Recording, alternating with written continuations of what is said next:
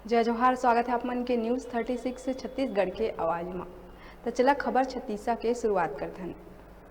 शासकीय अधिकारी कर्मचारी फेडरेशन संघ के बाद अब सरपंच संघ मन सरकार के खिलाफ मोर्चा खोल दिए हैं।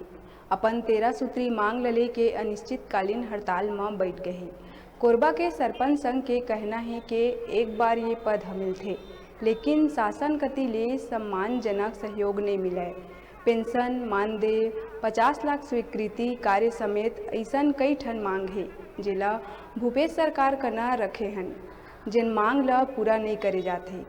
अगर सरकार के ऐसने रवैया रही तो उग्र आंदोलन करे जाही, जेकर जवाबदारी शासन प्रशासन के हुई।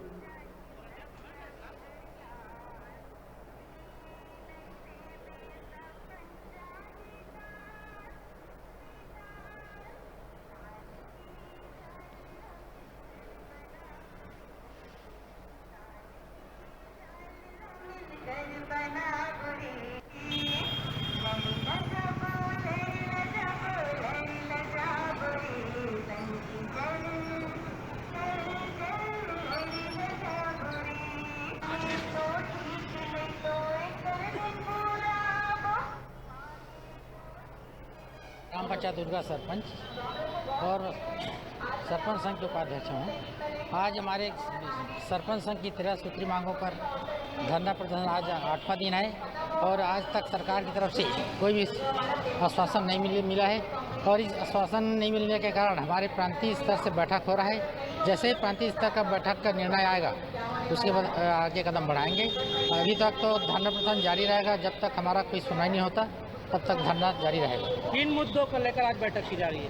हमारी जो 13 सूत्री मांग है ना, उससे सभी मुद्दों पर, जैसे पेंशन है, हमारा 50 लाख का कार्य का एजेंसी है, उसके बाद हमारा मानदेय का है और मनरेगा संबंधी है, मनरेगा 3 महीने में पेमेंट हो जाए और 40% अग्रिम दिया जाए, सब है 13 मांगों में। तो वो सब मांग को सभी प्रांतीय स्तर में समर्थन है और इस संबंध में पूरा मुख्यमंत्री को बोले हैं। अभी तक कोई सुनाई नहीं हो रहा है और जब तक सुनाई नहीं होता तब तक हमारा धरना प्रदर्शन जारी रहेगा। इसके लिए हम पीछे नहीं जाएंगे।